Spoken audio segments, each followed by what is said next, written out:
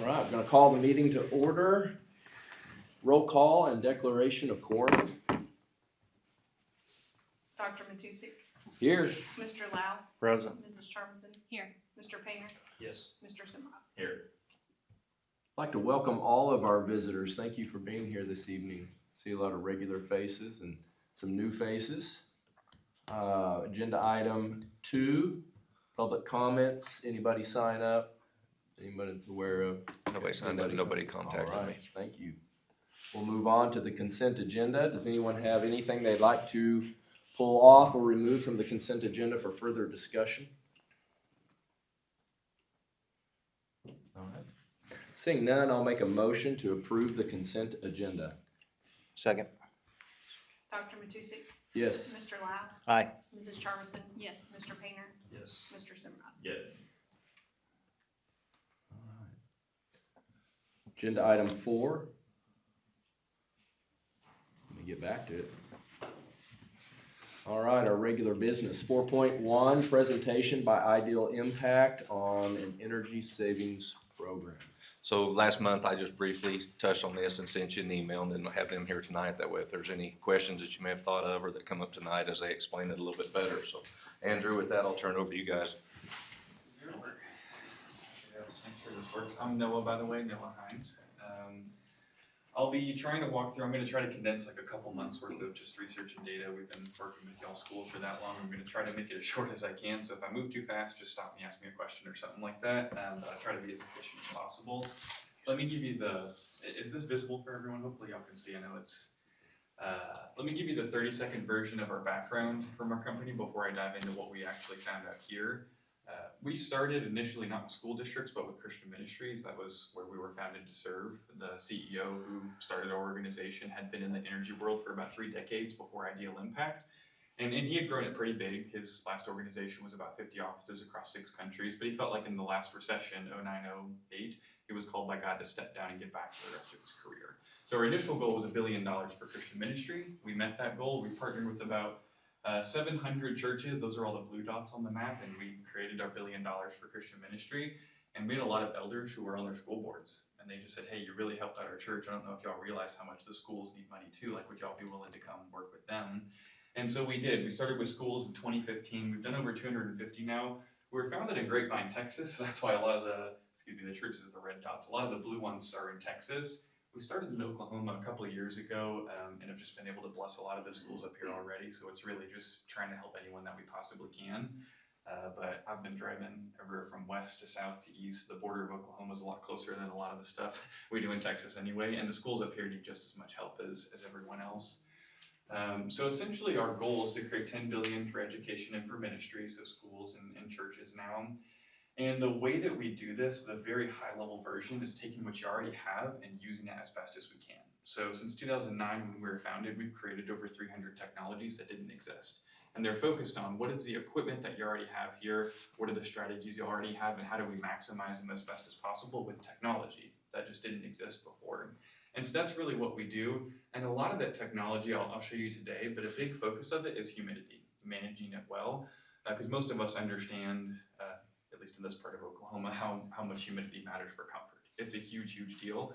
A lot of people who aren't in the industry don't realize how much you spend because of humidity and energy costs and an HVAC usage. And so a big part of our goal is first make people comfortable and then save as much as we can. And one of the best ways to do that is to make sure you're managing humidity well year round. And so a lot of the stuff you'll see has to do with that.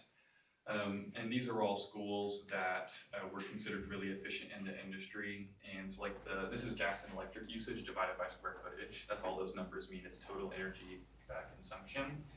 And so like in the industry, when we got started, we were told by pretty much everyone that the mid-40s is the best you can do. If you had replaced all your HVAC equipment, you did LED lighting retrofits, got the best control systems in the world, that you could get to the mid to low 40s. And that's where all these schools were, some of them even better. They had all done millions of dollars of equipment replacement, behavioral projects, everything you can imagine, all the bells and whistles, new roofs, that kind of stuff. And we took them lower, not because they were doing something wrong before, it's just technology we created that didn't exist. And so it's really a new category of stuff that's not focused on behavior and it's not focused on new equipment. So that's what I'm going to show you today and what we'll walk through. And we try to get everyone into the low 30s and the 20s. And And if we don't think we can get you low enough, then we honestly just don't suggest projects. About 20% of the people we talk to, we don't recommend working with us because we can't do this at no upfront cost and pay it back in 4 to 6 years, and that's our mission. That's our goal, is to make it financially risk-free. And some schools and churches, we just can't do that in a 4 to 6 year time frame, so we turn them away and say, hey, we'd recommend you don't do this with us. Y'all are doing really good on your own. We think there's an opportunity out here, and I'll walk you through what that is. Just so y'all know, we had a team that came out and looked at all of the bills in every building out here, all the mechanical systems, the control systems, the schedules that y'all have, walked all the buildings themselves. And this is what you're currently spending across the district over the last 12-month period.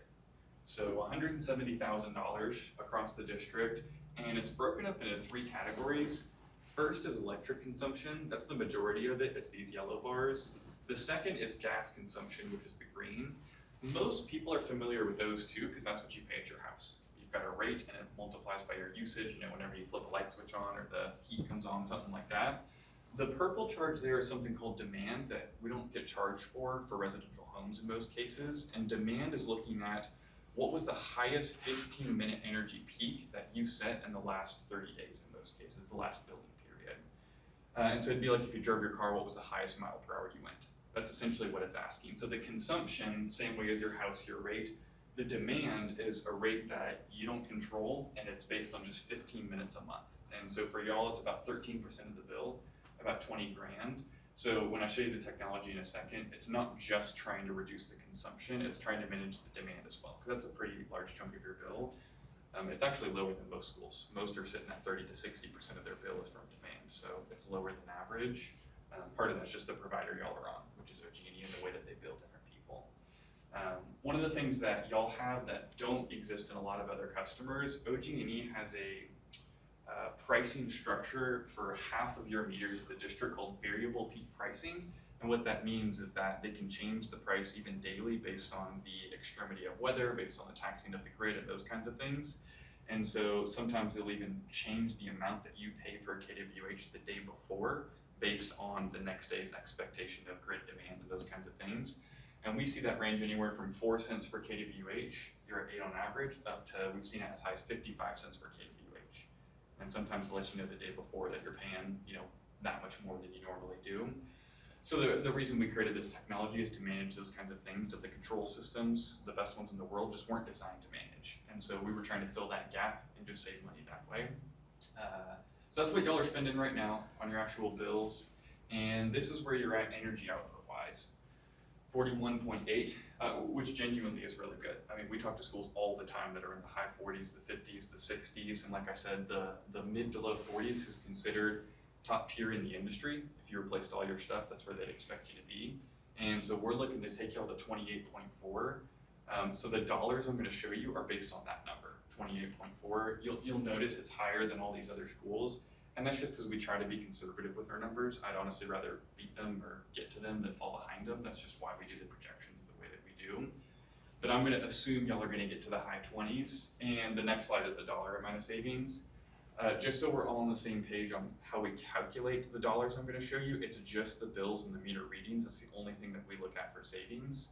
So we know when you use less energy, 41 to 28, when you go down that much, it's like driving your truck 41,000 miles versus 28,000 miles. The wear and tear tends to go down, it lasts longer, it runs better over time. We just don't know how to track that accurately. So it's not included in any of the dollars I'm gonna show you. I'm just gonna show you based on the actual bills that you receive and the consumption going down from that. So again, 170,000, that's what you're spending. These are our savings projections. We always give 2 numbers. They're not different projects, it's the exact same project. We would do the same thing if we came out here. This is just to give you an idea where this is like a B- level of savings. Committed steward is like an A-, and this is where most people tend to sit. Our goal is to do better than 33% off the bill per year. So instead of spending 170,000 per year, it'd be 56 grand less than that, closer to 120,000. That's what we'd be trying to do out here, and we really think is realistic. And this project will be paid off in 4 to 6 years, but after you pay off the project, look at the long-term 15-year period, it's over $1 million the school would have spent on utilities that we really think y'all could use for anything else. We'd much rather it be back in your budget than going to the utility company. And that's just why we exist, it's why we do what we do.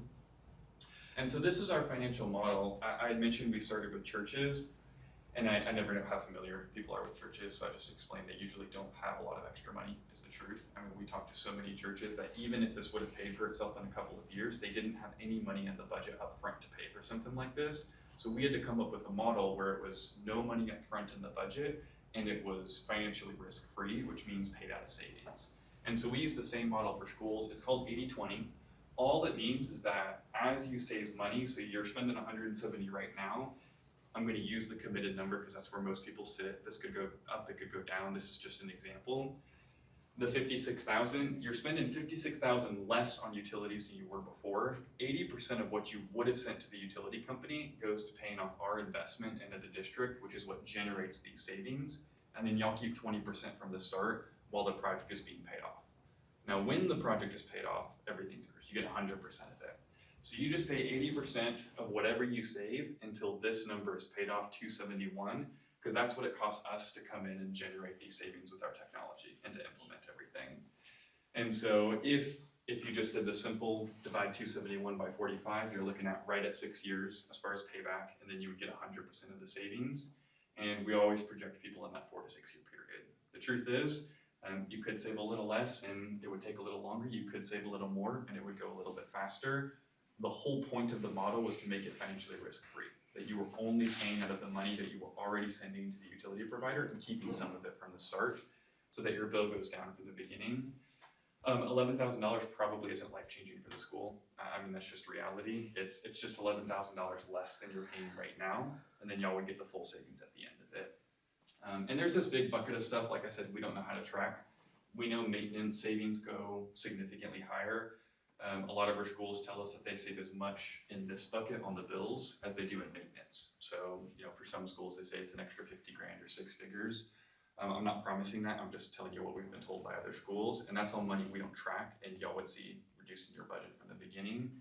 Our big goal is to make comfort go up by managing humidity and all the side effects of that. We've had schools tell us their ADA went up when we managed the humidity, or they had kids that were way more comfortable, and principals are talking about their lost and found going down. I mean, all kinds of things when you make people comfortable and manage the humidity well, but there's no dollar amount associated with it that y'all would see from the start of the project. We just can't track it, is the honest answer. So this is what we're trying to do. Over $1 million, almost $1.5 million that y'all would have spent on utilities that you could put anywhere else in the budget once that time is up. And so that's what we try to do. Next, I was going to walk through just the high level of what we're actually doing out here to get these savings, to give you all a picture. And it's going to look like a lot of bullet points, so really, if there's something that doesn't make sense, feel free to stop me on any of it. I'll pretty much skip that one. It's mostly rhetorical. Just that the guys who started the organization, I didn't say this before, Wes was one of them. When he got started, he got some of the top people in the world who decided to quit in the recession like he did, give back to ministries. That's why they did what they did. But a lot of them took 80, 85, 90% pay cuts because they really believed in the mission.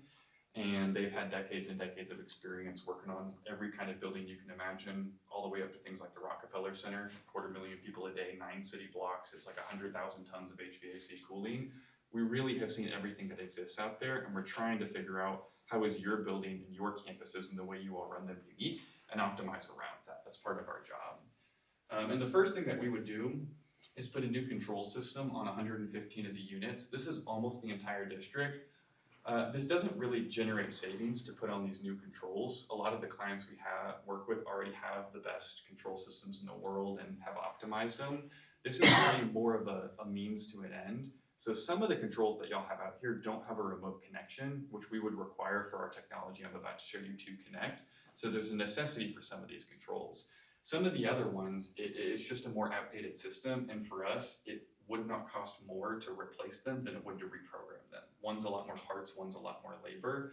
So the system we would put in and recommend doing that on, it's a brand new, it's a non-proprietary system. That's the biggest thing. Like, we don't make these controls. They're not ours. They're just the best out there for non-proprietary, which means that anybody can work on them. And I always tell schools, whether you partner with us or not, if you're going to get controls, get something non-proprietary so you're not locked into any one company or any one provider. Because we've seen schools that have proprietary systems. We had one in East Texas. They bought it from a company in Denver, and they had to fly someone from Denver to Dallas to drive to East Texas anytime they needed something fixed. and they ripped out the whole system 12 months later because of how much they were spending in service costs. And so anyway, that's what we would put in. I'm happy to go through a lot of the features and nerd out on some of the mechanical HVAC stuff around them if y'all are interested in that, but that's the gist. There's the dome. That building actually has a type of HVAC system that essentially doesn't play nice with other controls than the ones that y'all already have on them, so we would just reprogram that system and work with what's already there. It is capable of connecting to everything else I'm about to show you. So that's the only difference. It's a small portion of the school as a whole, but those would have the same controls. We would just give them a lot more capabilities and connect it to what I'm about to go over. Relative humidity, indoor air quality, I talked a lot about that, and this is where we've run into so many people that say, in order to manage humidity, you need to buy new units or more units and more expensive ones. And like we had a church in Fort Worth and was told they had to spend $100,000 on new HVAC and more cooling because they didn't have enough tonnage in their facility. And we told them it was humidity and that we could fix it in 4 to 6 weeks, which they didn't believe us because they had had multiple contractors say, hey, you have to have more cooling capacity, you can't do this. And we told them right now, 30% of your capacity is going to sensible temperature cooling. The rest is for managing humidity, and we're essentially going to flip it. We're going to manage the humidity overnight with the technology that we created, which is going to let it focus on the sensible temperature when people are actually in the building in the service. And we told them it would effectively triple their cooling capacity with no new equipment, and they didn't believe us. But we convinced them, like, wait 6 weeks, let us try it. If it doesn't work, you said, you didn't lose your $100,000. If it does, then you saved $100,000. It seems worthwhile. And so they did, and we managed the humidity, and 6 weeks later, not only did they keep their temperature steady through all 3 services, where previously it would drift 10 to 15 degrees over that 3-service morning period, their usage at the meter, their KWH, actually went from 319,000 down to 167,000 the following month. And it was from managing the humidity. And I could go, if y'all are interested in the psychrometrics of that, the humidity, I can work through it all, but it is such a big deal, not just for comfort, but for how much you spend on actual electricity and gas usage. So it's a big reason why we focus on it. Monitor and analyze everything. This is really like a 6 to 12 month period where we see how every building and space reacts to every weather pattern, which is a huge deal because everywhere we go, there's comfort issues. There's rooms or spaces or buildings that people say, hey, if it's hot outside, it's hot in here. There's nothing, as soon as the kids come in, it's uncomfortable and there's nothing that we can do. And the more we know about those spaces, we're gonna look at tens of thousands of data points as we track it and then update our big piece of technology I'm about to go over to better respond to all of the weather patterns and events that you may have and make people more comfortable throughout that process. But it requires 6 to 12 months because we have to experience every weather pattern that the school district will experience in a normal year to really fully optimize everything and how the buildings react to those weather patterns. So it's a long process for fully optimizing it all. Even though we install pretty quickly, most of it's done in a week or less for schools, 2 weeks or less for schools y'all size. I already talked about the improvements to everything, and we don't subcontract any of our work, it's our guys. I talked about controls. Zoning, I've never seen a district with perfect zoning so far, and weatherization. We do full weatherization of all the buildings as part of this. So looking for infiltration of outside air, it could be window seals or door sweeps. Those are 2 of the most common causes of letting the outside air in or the inside air out. But it's a team that's gonna go around looking for that.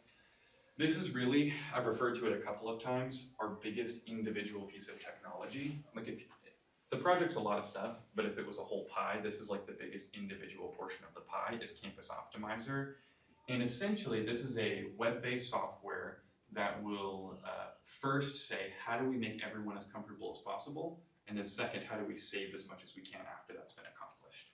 And so like right now, you've got 157 pieces of equipment, roughly 170 rooms. We didn't count them all by hand. I just know you have a couple more rooms than you do equipment.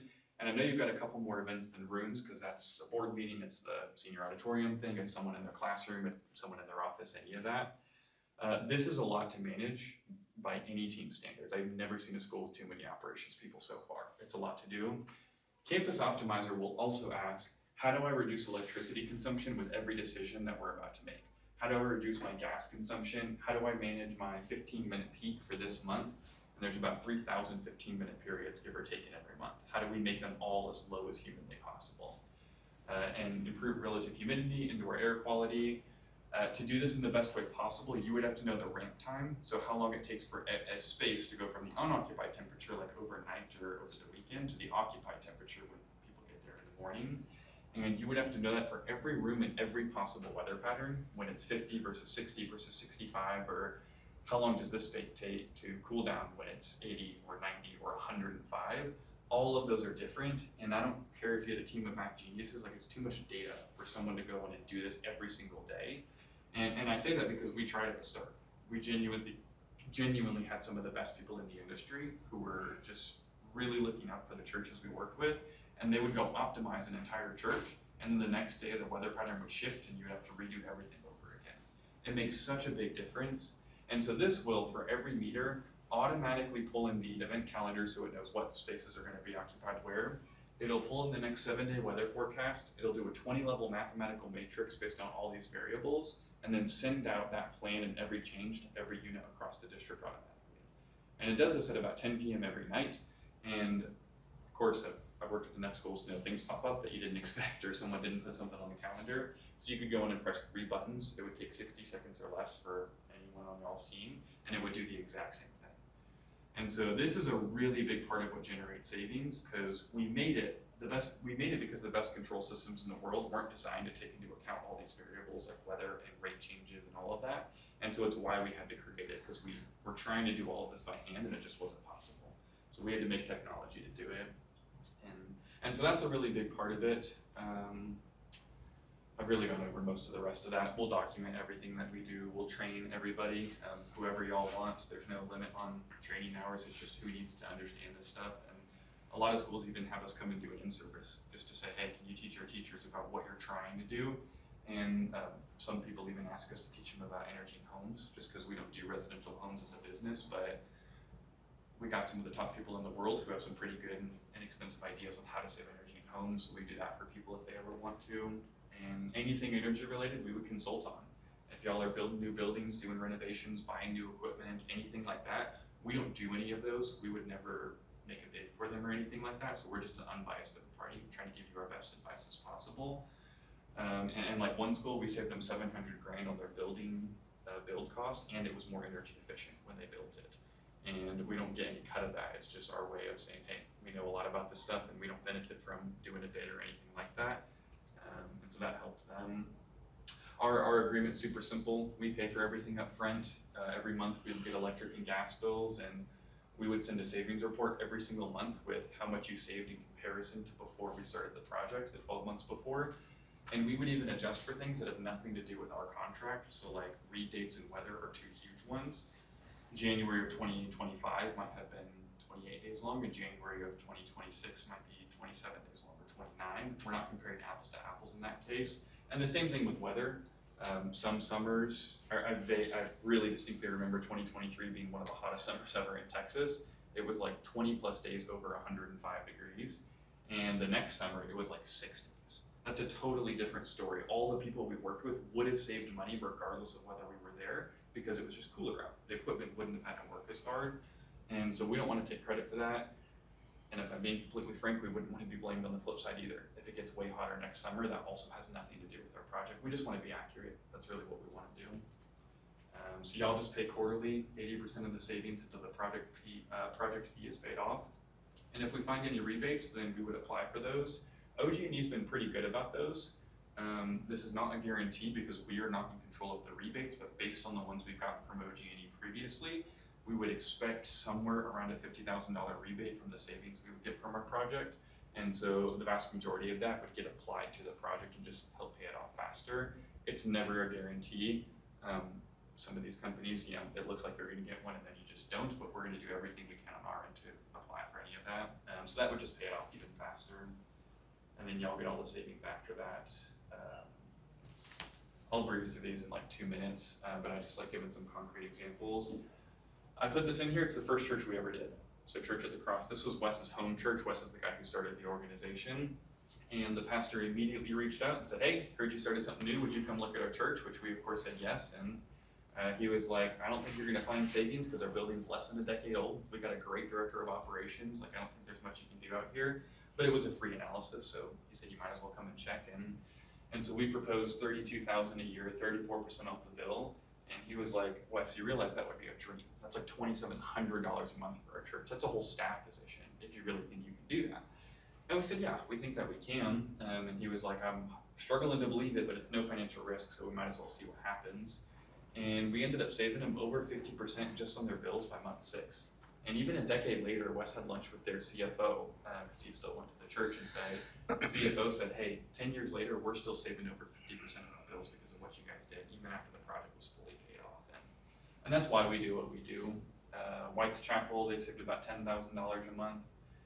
FEMC Richardson, they were actually a design build for energy efficiency, building that was 5 years old, and all of the labels that you could have for energy efficiency they had applied to them. And so one of their trustees was even a big building contractor in Dallas who was like, I helped build this facility, like you don't realize there's no way you can save 40%. We did everything you could possibly do out here. We give tours to people on how to build an efficient building. And we were like, yeah, we're willing to take that risk. You know, we did our numbers, we really think we can save 40%. And he, at the trustee meeting, was like, they're not gonna do it, but it's financially risk-free. If they only save us a little, we only pay them a little. So let's just see what happens. And we saved him over 40%. And he was ecstatic about that. He wasn't an arrogant guy. He just really didn't think it was possible. But when he saw the money coming back, I mean, he was good with it. Sweeney, 2 years prior, they had spent millions on new HVAC, LED lighting, roofs, all that stuff, new controls. We ended up saving them 30% on their bill. Last 2 stories, Stockdale, they were one that actually spent $100 or $150 a year on HVAC service, just repairing the units that were old. Most of them were 20 plus years old, in the superintendent's words. And he partnered with us in 2017. We saved him what we expected, about 40%. We partnered with him in his 3rd district with us last year, Borger ISD over in West Texas. And he told the board there, he was like, listen, we did our first deal back in 2017. And most of those units that we were being told needed to be replaced 9 years ago at the district are still running, is what they told me. And that's that's savings that we don't calculate in any of our numbers. But a unit lasting 9 years longer makes a big difference. And to be clear, that is not a promise that all of units will last 9 years longer. That's not fair. Some of them may not last any longer. Some may be 3 months, some may be 3 years or 9. We really don't know. We just know they'll be a little bit longer. And then Franklin, last story, $300,000 in savings. They had a lot of humidity issues. Their middle school sat at about 75% relative humidity on average, which is very, very humid. And most of us would feel, it's like being in Houston, Texas outside all the time. And that was inside their building. They had dehumidifiers in every room in that building and still just didn't know what to do. They were like, we empty it every single day and we're still struggling. So when we went in, you'll notice we barely saved them anything month 1. We really didn't care about savings the first month because of how uncomfortable they were. We knew we had to pull out as much humidity as we possibly could in the first couple weeks, and then the savings would follow. And so we took that building from 75% relative humidity down to 45% in about 3 to 4 weeks. And the savings came right after that because it's way easier to cool dry air than it is wet air. And so as soon as we did that, got to the 30s and 40s and then leveled off in the 50s at the end of that first year. And they gave staff raises across the board at pretty much every level, just because they were putting that much money back, and that's how they needed to use the money. So back to y'all's numbers. I mean, you're spending $170,000 right now. I really think we can cut 30-something% off the bill, and y'all would just pay 80% of whatever you save until this number is paid off, and then at the end of it, you would keep it all. So over a 15-year period, it'd be over $1 million that y'all would have spent on utilities you could put anywhere else. And so that's why we do what we do. That's my condensed version, is I feel like I could make it for all the stuff that we're doing out here. So I'm curious what kind of questions you'll have just after hearing all of that. How many schools or other municipalities or businesses have you done this in Oklahoma? We've done 30 to 35 public schools in Oklahoma. I don't know the exact number off the top of my head, but somewhere around there now. And everywhere from, we've got a guy who lives in Tulsa, so he does everything up in that top corner as far as west as Elk City. I mean, he's done Union Public Schools all the way up there. As far east as Poto, that's almost the border pretty much, so it's really been across Oklahoma at this stage. What are the contributing factors to relative humidity in a building setting? There's a lot of them. Obviously, the geographic location is a huge deal. So we work with, there's another board meeting happening tonight that's in Muleshoe, Texas, which is West Panhandle. Very, very dry out there. Obviously, if it's raining, it's 100% relative humidity. But other than that, it tends to be a lot drier, so they don't struggle as much. So geography matters a lot. Y'all get some pretty humid times up here in this part of Oklahoma. The other biggest factor is actually just people, because we are all essentially humidifying machines. We all cool through perspiration, and so everyone in this room is adding moisture and heat to the space right now. So you put 1,000 kids and a bunch of teachers in a couple buildings, they're just gonna constantly add moisture to the space. So we're gonna have outside classes. That Right. could be good for some kids, unless it's more humid outside than it already is inside. But that's one of the reasons why the technology we built tries to manage as much of the humidity as possible, like in the early mornings and overnight before anyone gets into the space, because it's really hard to manage the humidity when everyone is here adding to it. It's a lot easier when you start at this lower level. It's gonna drift up regardless. We've seen the data on it. You can't stop humidity from drifting up when people are in the buildings, but it slows down a lot faster if you manage it before anyone gets in the building. So that's a lot of the reason we do it that way. So I assume that most of the, would we need to replace most of our little wall thermostats? That be one of the things that you would do? Yep, we'd replace pretty Are much they, all those. are they locked? Are they, I mean, do teachers have the ability to, I mean, some teachers may like it warm, some may like it cooler. Yeah, Do they have that ability or? they do. So it's up to the school how y'all wanna set them up. You can lock any individual thermostat. So like a lot of people will lock out gyms because there's a bunch of kids running around. You don't want them messing with these massive units. But y'all can decide, a lot of schools leave them unlocked and say, hey, the teachers can change the temperature, especially within this really comfortable range, because some run hot, some run cold.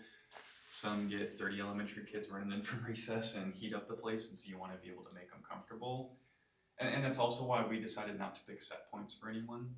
Like we ran into a school in Houston, Texas that they did an energy savings contract, and part of the contract said, if you ever set the thermostats to below 76 degrees anytime in the year, then we're gonna void your savings. They essentially don't count. And maybe it's just me, but I don't care where you are, 76 is crazy, let alone Houston in the summer. And so we just decided, y'all are here, again, the principals and the teachers and the kids, like y'all know what's comfortable way better than we do as far as temperature goes. So we don't put anything in the contract as far as restricting that. So what's the other physical equipment that you install?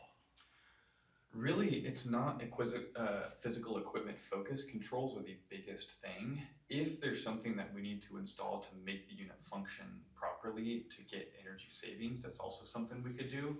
So we've replaced actuators before. You know, if a unit requires one and it's a stripped actuator, but we can't get savings without replacing it, we would just replace it.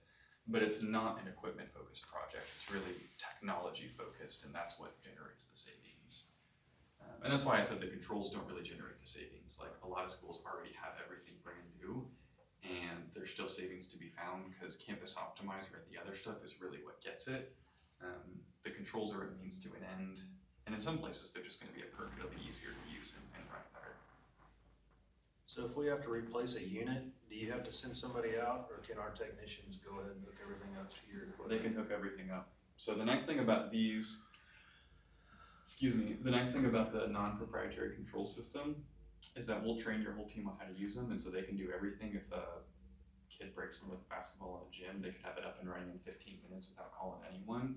And I've wired these before. It really is super quick and simple.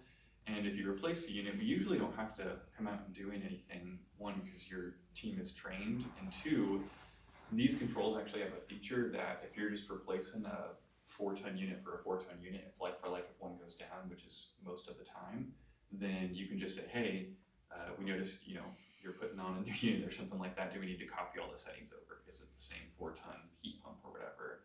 And you would say yes, and it would just copy everything over, and so they could do that easily. And if they need any kind of support, a lot of that can be done remotely, but we got people in Oklahoma as well if we ever needed to come back out. How long does this take to implement? So for a school y'all size, it would be less than 2 weeks. I would think more like a week, maybe a week and a half for them to put in all the controls, weatherize, campus optimizer, zoning, all that kind of stuff. So substantially complete in a week to a week and a half. And the only other variable is just backlog. We just do first come, first serve. When people sign, we put them in the queue for implementation. So obviously it changes when you sign, when we implement, but that's, I mean, it's whenever y'all want to, it doesn't change us. We always have a backlog. So we're coming up on summer and our buildings will be somewhat abandoned for the most part through the summer. Does that mean that, would you guys prefer to start in the fall, or do you prefer to start right away? And we wouldn't have the variability, I would think. I mean, we just have heat, but we wouldn't have the traffic, you know, in the buildings through the summer months. Yeah, and we actually install after hours anyway. So we install year round and we just wait for the kids to leave and whatnot. So they will often work like 3 p.m. to midnight, just when everyone's out of the building, and making sure whatever units they work on are up and running before the next morning when classes start. Now, obviously, summer does give us more flexibility, so that's a nice time frame when we can do it. The guys on that team prefer not working till midnight if they don't have to, but we're used to it any day of the year. Truthfully, I don't know that we would be installed this summer is my guess. Just based on the other schools that I'm telling that we're have coming up in June, because we've already passed their May board meeting, I'm telling them most likely it's going to be beginning of fall that we would get to you based on our backlog. Obviously, I don't know for sure. We don't know who's going to sign and all that, but that's just my best estimate right now. But in June and July, because there's not numerous kids in the building, doors being constantly opened, we're probably not gonna see the savings until more August. Is that correct? You mean if we started implementing in June or July? Yeah. Well, regardless of when you sign, the first 2 months, you're gonna see less savings because we've got to install and ramp up and whatnot. But we actually, you know, it's not uncommon for us to have a 2 to 3 month backlog. I mean, if y'all sign tonight, I know it's an info item, but just to give you context, like, we would probably be installed this summer, but near the end.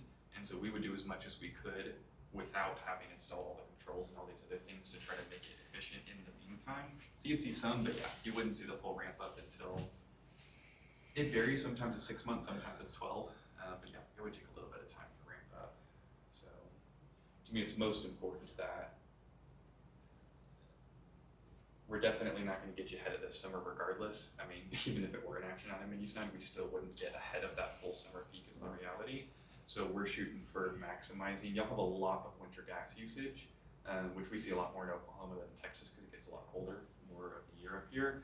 So the most we could get ahead of the winter will make a big difference, and then that gives us as much prep time as possible for the demand in the summer and all of those kinds of peaks. So, but yeah, winter and summer are the most important seasons.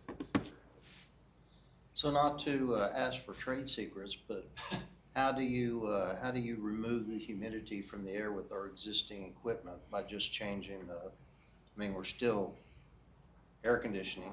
Do you get it, are we talking about running it down to 50 degrees at night so that, you know, to get all that out, or? Yeah. No, it's not that. We get asked all the time, like, so to pull out humidity, you have to increase the runtime of the units to get more moisture out. And we actually decrease the runtime across the board. So one of the biggest things is really about when you pull out that humidity. Because like I said, it's going to be way easier to pull out more moisture when you don't have a bunch of kids who are adding moisture to the space. And so the amount you can pull out is going to be higher when nobody's in the building. Now, the problem is that control systems, even the best ones in the world, aren't designed to be able to pull out humidity in the middle of the night based on weather and based on occupancy and all the units. You know, a big part of Campus Optimizer is it will pull out humidity in an entire building using all of the systems. So like a control system, for example, it's designed to say there's this room which has this unit, and so I have one compressor to manage. Campus Optimizer connects everything so that it says I have a building with 30 compressors and I can use whatever I need to pull out humidity. And so between the timing of it and having the technology that even allows you to do it, that's a big way that we can pull it out.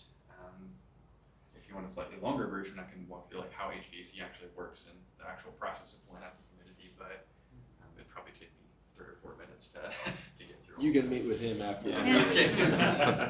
I always ask people, do you want the 2-minute or the 40-minute version? And surprisingly, it's Could always you the do a 2-minute. brief, I know you've talked about it, but a brief review on the contract and how that works? Yes, so there's actually 2 contracts, and so we're gonna have one, which is our services agreement, and that's gonna go through all the stuff that I talked about here. It's gonna list out within the project, how we calculate savings, our savings projections, all of that. And the second contract is gonna be called a lease purchase agreement. And so we work with a bank to help us on the financing stream side, and we do that because we realized very quickly schools are a lot bigger than churches on average. And so the churches, we just front the costs ourselves and we do it that way. We can't do that with the schools and how many we work with, so we have a bank that helps us assign the payment stream. What that means for y'all is, first of all, there's 2 contracts because there's one for each, obviously. The other thing is it means that there's, in that second contract, it would list out a minimum quarterly payment that's associated with the project. And the bank always assumes our projects are going to take 8 years, every single time. We've never had a school take longer than 7. They don't care, they just say, hey, it's our bank policy, it's gonna take 8 years, we're gonna divide the project price by 32 quarters and assume that long. So that's what the minimum quarterly is based off of. Now still, I said at the very beginning, the whole point of this was financially risk-free as far as the model goes. So we actually wrote a section in our contract which says if the savings ever don't cover this minimum quarterly payment, we'll actually write the school a check for the difference before they owe it, so it's on us, it's not on you guys. And most of the time we don't have to do that, but it's a safeguard just in case, so that you're not ever paying more than you were before on utilities while the project is going through. So that's essentially how they're structured, is you just pay 80% of whatever you save. This could be 45,000, 55,000, 65,000. This is our best guess, and we're usually pretty dang accurate, but you pay 80% of that number until the 271 is paid off, and that 271 won't ever change. That is a fixed price. You just pay out of savings until that's paid off. We don't do a bunch of change orders or service fees or things like that. It's 271's the price, and when that number is paid off, then you get everything. You get all the savings. I think you may have mentioned this, but I assume we get monthly or quarterly reports that. Every month. Every month. And that's a 15, is it a 15-year? That's the net savings. That's the Okay, savings. That's the savings. This So how will long be- was the contract? It's until the 271 is paid off, so it doesn't have a particular, it ends. Which would be at most 8 years. Yeah, we've never had one go longer than 7, is the truth, so it's until that number is paid off. If you just divided 271 by the 45, it would be 6 years, 6.05 years essentially. And we've had a bunch of people. Did you just do that in your head, or do you already have that memorized? I did it in my head. You do this enough, you start to get good at the same numbers over and over again, is the truth. I don't wanna sound smarter than I am.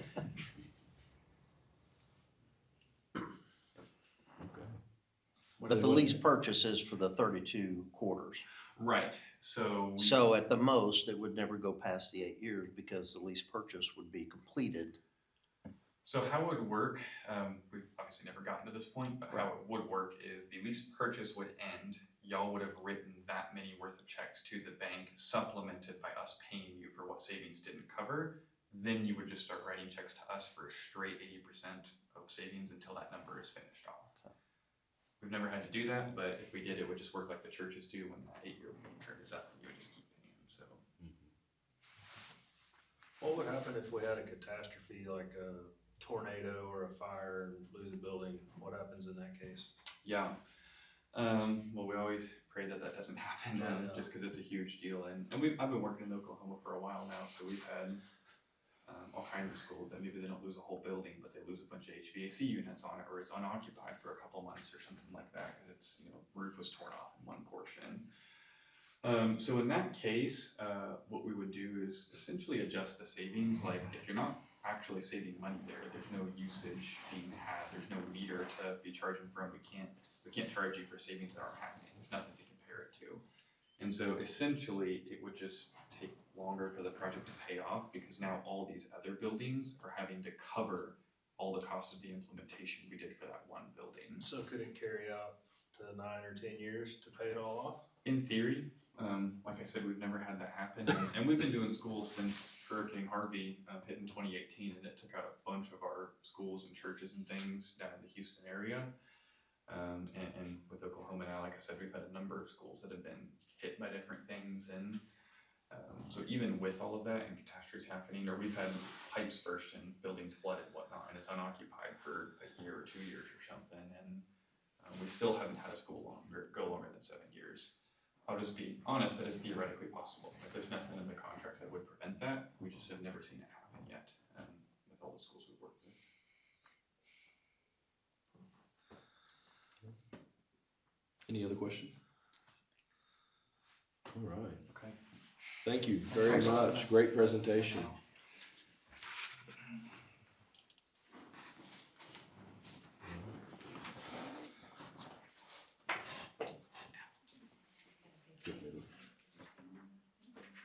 How many more agenda items do we have on there? I did have a question. Oh, yeah. If you had like a big savings month, could you pay more than the 80% if, or, okay, I didn't know if the other people do that or. We have had some schools, what was their name? The fastest school we've ever had pay off a project, it was Burkeville, ISD, they're in like South Central Texas. They paid it off in 2 years and 4 months. And part of that is they said, hey, we're gonna pay 100% of the savings every month, every quarter to the project. Cause we want the full money back into our budget as quickly as possible. So they looked at that, their numbers weren't the same, but they were like, hey, we'd rather spend the 11,000 just like we were before and get all of it back as soon as we can, so. They wrote that into the contract, they actually did it the night they voted, they asked that question, and we're like, yeah, we just some jury in there, and so it works, but you could do that at any point if you wanted to, so. What happens when technology changes? Like you say, your technology is what does the savings, so technology is constantly changing and evolving. What if new technology comes out that could save us more? Yeah, well, we're actually trying to invent stuff all the time. We didn't just go from 0 to 300, new technologies. And so anytime we have an opportunity, we make stuff. And if you're in a project, then you get anything that we come up with. So, like back in 2021, I don't know how bad it was up here. We had a big freeze in Texas. We all hit pretty hard by that too. Well, that north wind hits us first. Yeah, so y'all probably more prepared than you were though. Yeah. I swear in Texas, anytime it gets cold or there's rain, people forget how to drive and do anything. So back in that, we knew there was this big storm coming. Nobody knew how bad it was gonna be, but we said, hey, let's get our best people together, and if we can find a way to prevent pipe bursts, that would be a big deal for schools, because it's millions of dollars even in insurance and headache and schools out and shifting kids around. And so we got our fellows together and said, hey, what technology can we create? And we did, and we went and just offered it to everyone for free. We said, hey, we'll install it, we'll set it up. If you want it, then it's free. And everyone said yes, because it's free. And so we don't know how many pipers that prevented, like there's no way of knowing, but we did have one superintendent who partnered with us back when that happened, and then partnered with us again at a different school in 23 or 24. And he told the board, he was like, hey, every school around us had pipe bursts, and we were the only ones that didn't, except in the concession stand, which ideal impact wasn't even working in. So stuff like that, we just automatically, that's the beauty of web-based stuff, is you can just upload stuff and apply and create new things. So we usually send out big updates like every quarter. So there's like this big sheet that, unless you're a nerd, you might not be interested in, but it lists out all the new stuff we created. So, are y'all principals at the school, is that? All right. So basically it'd stay updated like your phone. You Yep. get regular updates. Yeah, the original version was downloaded on your desktop, so it was harder to get people to manually update it. Now it's all just, it happens automatically. So we do it at night when nobody's really using it.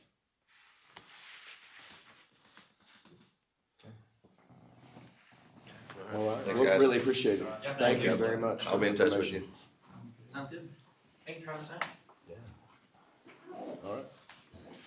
Okay, guys, we'll go ahead and continue our meeting here. Agenda item 5, new business. No new business. All right, our superintendent's report, please. I have a few resignations. Cindy Woods, first grade, Denise Estrada, paraprofessional, Cami Waskowski, a paraprofessional, Emily Fernandez, paraprofessional, and Cheyenne Cauldron at the daycare. So just want to make you aware of those. And then vehicle inventory, but attached current vehicle schedule. And one thing just kind of want to update on is the top buses there, those are route buses, okay? Right now though, bus 6, that is one that it's 2012 with 139,000 miles. It has the motor mounts have broke off. And so roughly he said it's gonna cost about $8,000 to $9,000 to fix. Now Gary says the bus rides fine. He said it'd be fine for a route that was his route bus if we want to put that much into it. But you know, about 2012 with 139,000, I don't know that it's worth 8,000 or 9,000 by itself. So something to kind of think about. And then bus 14, the 2014, that is the one that fortunately when the brakes lines went out, the bus was parked. And that was during a field trip at the Oklahoma City Zoo. So risked or avoided what could have been catastrophic, but that's in the shop right now getting fixed. So the others are the route buses up top. And there's some of them that say with AC. Gary pointed out the only one that does not have AC is the one that's highlighted, that bus 9. And that's highlighted because we have declared that surplus. We just haven't put it on Purple Wave yet. But depending on what we want to do with bus 6 or bus 14, of course, bus 14, we're going to get that fixed and continue to use it. I only have one bus that has air brakes, that's bus 12. And then we have the 4 activity buses.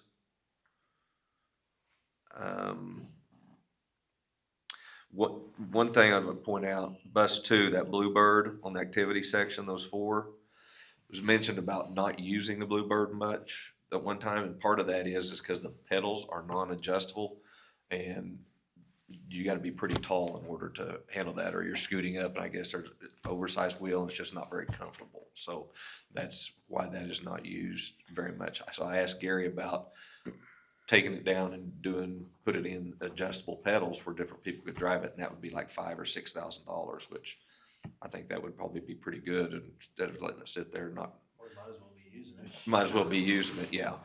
If we decide we need new buses, what's the lead time now? At one point, it was, Oh, Quite Luke, I long. should have looked that up exactly. Well, that last set we ordered, it took a year. yeah, And I did not ask what it was on a bus right now. A Suburban, I did check on a Suburban. A Suburban is 12 to 14 weeks for a new Suburban. State contract price on a new Suburban is $63,000. You know, I told you all along, we're gonna be in that 4.3, 4.4 range when we end general fund carryover money. So that would put us down around that 4.2 range if we want to do that. But I don't really have another vehicle that we could give, and that which I would dedicate that new Suburban to the ag program. That way they don't have to check one out, and they could, you know, because they don't need I don't think they need another pickup, but just the use of trailers is just not what it used to be. And they like the idea of the Suburban as well. So if everybody was comfortable with that, I was gonna go ahead and that would be on next month's for purchases. You know, we had 2 Suburbans there, both of them were 17s, both of them getting up there in the mid to upper 80s. You know, what I'd really like to do, of course, it's hard to spend a $63,000 or 140 to 160 on a bus, you know, that makes it tough. What I'd really like to do is wait about 2 months and see, you know, if you look back, the war started February 28th, and that's when oil and gas prices exploded.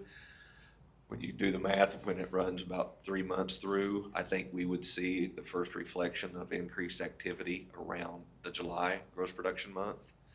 And then we could kind of see from there, because I think if gross production would come back where we can, you know, quit eating into our carryover, that'd be a great time to invest in, you know, at least 2 more Suburbans, maybe 1 more bus. You know, we've got the 2 24s buses and the 2 25s, so we've been able to buy 4 in the 5 years that I've been here and we've worked together. The vans, they're older, And, but I don't see a need to buy any more of those. When you say van, are you talking about? Let me see here. Okay, van 1 and 2. Yes, yeah. They use one. One of them goes on a few trips. I mean, they're not bad. They're not first. It's just really if all Suburbans are out or minibuses. And the other they just use around as a work van, but no more than we would get out of it. It doesn't hurt to have it around, kind of the same way with that brown pickup. They use it on home limbs. The other thing to look at, of course, may have to figure out what to do with driver's ed, but, possibly look at trading in that Escape and getting a new driver's ed vehicle or an extra vehicle for office or staff on just individuals taking a single vehicle. So we're not in bad shape, probably a couple more buses. Like I said, if we could see where those gross production checks would come back and hold for 4 or 5 months. I think we could get a couple Suburbans, a couple buses, and by the time that year delivery, if it is still a year that we got the buses, I think we'd be in good shape. So if we look at those buses, when I was looking at that list, that the bus number 14, Yes. it's a 2014 with 140,000 on it. Why do some of the other buses have 50,000 less on them? I understand routes and so forth. Are those buses changed every year to try to equalize mileage, or if you see what I'm saying? Yeah, I do, and I just did not ask Gary that. Yeah. I know like Gary, he has bus 6, which of course that's the one that motor mounts are out right now. Right. But, he at 139,000, he says it runs fine and, handles the road good. Erin, I know that was bus 14 has been her bus, and she just, like that one day with the zoo, that's what I asked where I was at and going on the zoo trip, and we got these others. She just likes driving Yeah. that bus. But as far as the rotation, I'll have to check into that, Dr. Matusik. I just didn't know if they had a rotation to equalize mileage so one bus doesn't get within the year models and ranges. Yeah. I Yeah, there's a understand that we're not. 50,000 mile. I understand we're not gonna try to equalize mileage on a 24 versus a 14, Sure. but within those year models of 14s, I see 50,000 mile differences there. How many buses do we have going out on routes? Is it 5? There's 5. 5? There's 5. Now, if you looked at the bus, there's one bus, that bus 12, that he runs it of a morning, and that's air brake. That's the only one with air brakes. And the afternoon route is Matthew drives, and it's a different bus. So if you might actually see 6 different buses, if that makes sense. But the morning route and the afternoon route of that route are 2 different buses. Okay. But it's 5 complete routes. Which bus is the white activity bus? Is that The 20? activity bus 20, yes. Okay. And then the ones below are activity buses, but they're yellow buses. They're yellow, but they are activity, They're yes. used for activity. Yeah. So I guess when we bring them in, they kind of go into the activity section. First, yeah. And then the activity buses move up to a regular route. Yes. I mean, kind of. That's what he did with this round, yes. Okay. Do you think you could get some values on some of those buses that Some of the older ones? Yeah, some of the older one, Absolutely. get a value, like for the one that's got the motor mounts that need to be addressed. Yeah. To see if it's worth. I'll check putting around that and money see, into yeah. them. Yeah. Yeah. I don't know if we trust our ag department to. Well, I was thinking about doing it myself. Georgia's pretty handy, but I don't know that the motor mounts are quite in their wheelhouse, so. So, anyway, All right. if you Thank you for keep the this, if you information. think of any other questions or anything, but just want to let you know where it was, and also on that new Suburban, like I said, that's the state price is around 63, 63. yeah, something like that. So And you're thinking it's a maybe change. 2 Suburbans.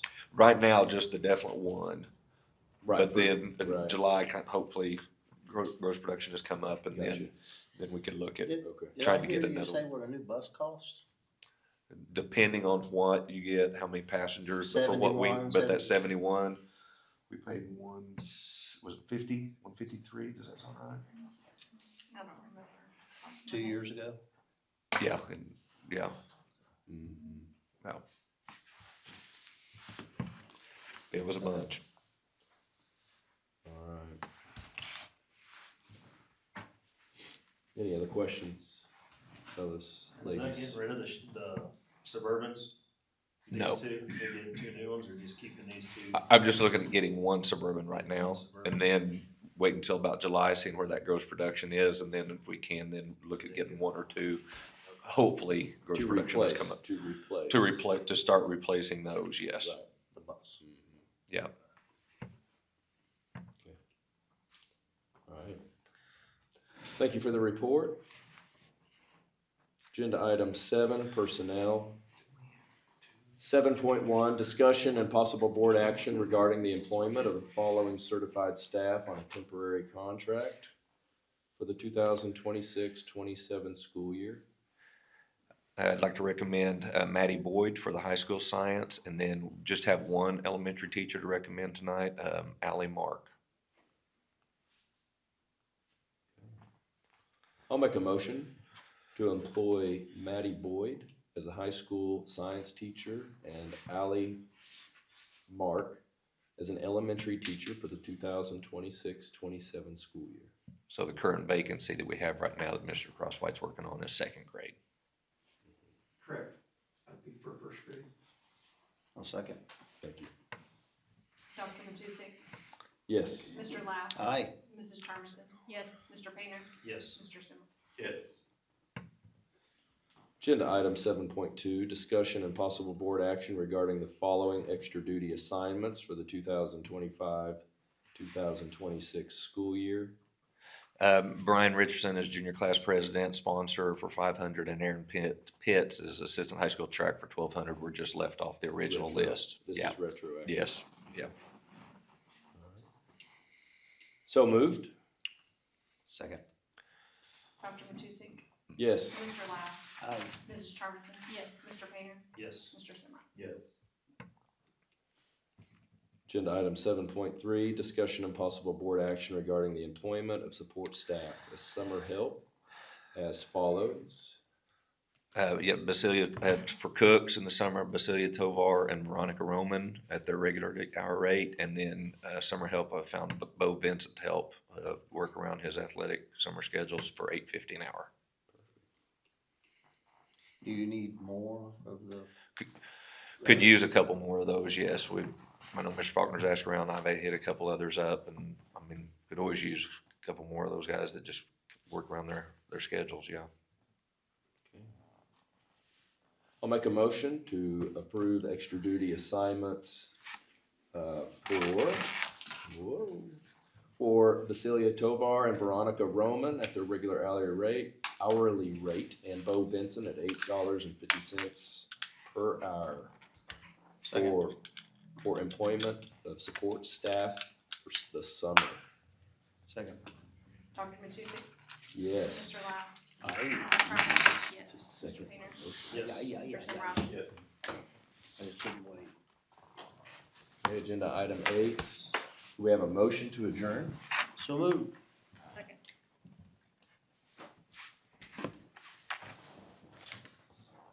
Dr. Matusek? Yes. Mr. Lau? Aye. Mrs. Charmison? Yes. Mr. Painter? Yes.